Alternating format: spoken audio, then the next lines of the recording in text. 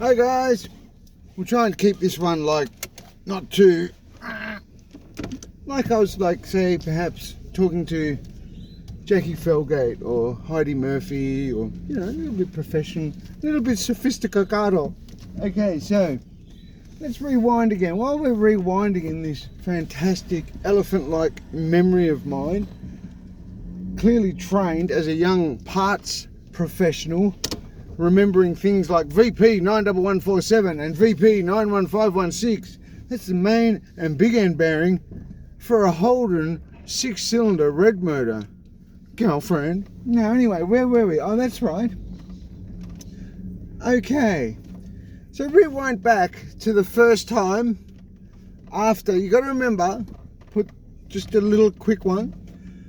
I had only just called the system, mostly the Department of Justice and Services and Human Safety, and we're like Corrections Victoria, but we don't want to correct anybody, so we've changed our name. I basically challenged those people because of some very stupid, disgusting things that I'd been exposed to, things like basically not allowing very large drug importers would get released, but if you tick the homeless box, you wouldn't get paroled. You could be the best inmate in the world, but because of their being embarrassed about 2 years earlier, their parole system just, sorry, we can't. The system could not, how's this? For me questioning things like this, the Victorian Corrective Services system at the time, and probably still now, the only housing it could provide was found not suitable by the Victorian Adult Parole Board.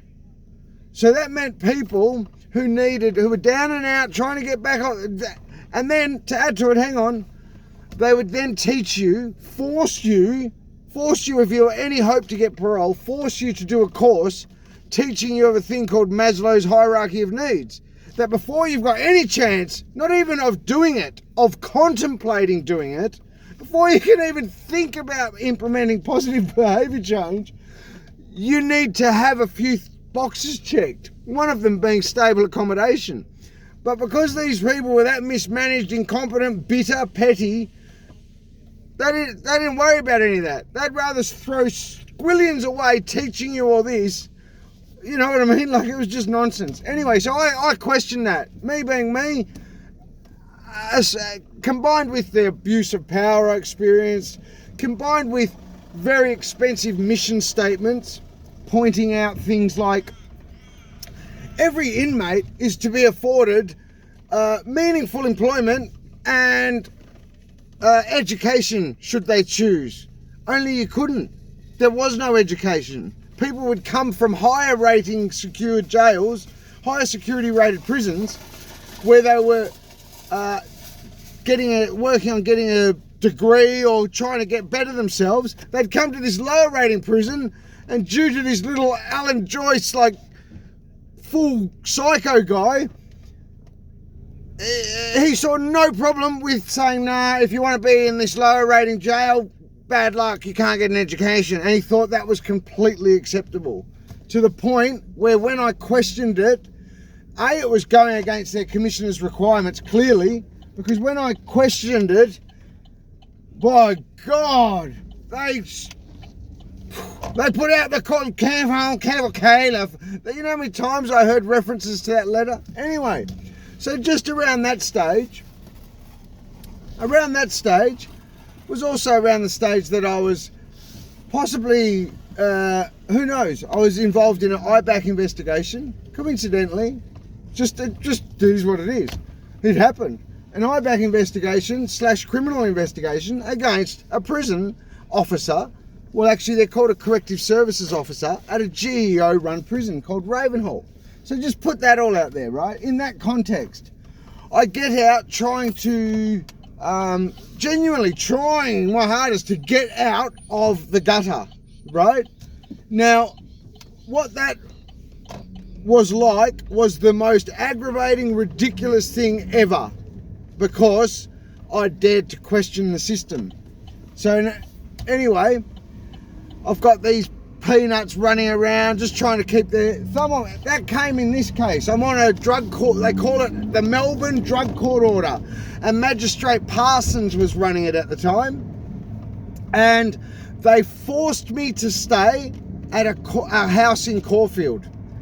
I had enough money to pay my own lower rated place, everything. They forced me to stay at this place where, just to pay me back, I kid you not, to pay me back. There was no right reason for this but to try and squeeze and put me on. They set up a cover story of, I kid you not, of a snuff porn ring led by morbidly obese women. I kid you not, these people at this drug court office thought that was all funny. Like, haha, you're being secretly filmed by fat women. I promise you this happened in Victoria, Australia. Then, so I'm forced to stay at this place. Adam was my clinical advisor. His name was Adam. You can check it all. 2019 Melbourne Drug Court. It was around the time of COVID. The only reason I came close to getting any kind of stability in my life and any kind of open on it was because COVID came and they were scared. They couldn't carry on with their game at the time. Anyhow, so they put me in this rooming house. I kid you not, this is fact. I would be knowing I'm getting filmed, but what can I do? Tear it up, tell them to go screw themselves and go to jail, go on the rut. What can I do? So I have to stay at this boarding place filled with hidden cameras. I knew this for certain after this one night. I just had sexual relations with a woman who I now know was, at the time I didn't know, was steered into me. So it was like, she was like used by this same Victorian state government. This happened, okay? So I've just had sex. Fortunately for me, I put on a bit of, Anyhow, when I walk into the Melbourne Drug Court office the next day, I promise you this happened.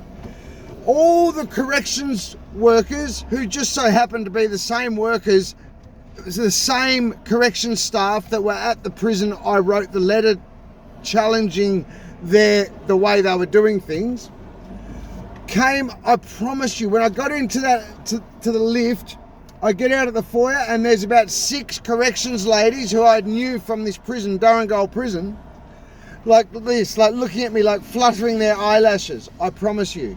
Like, yeah, we just watched you last night. I kid you not.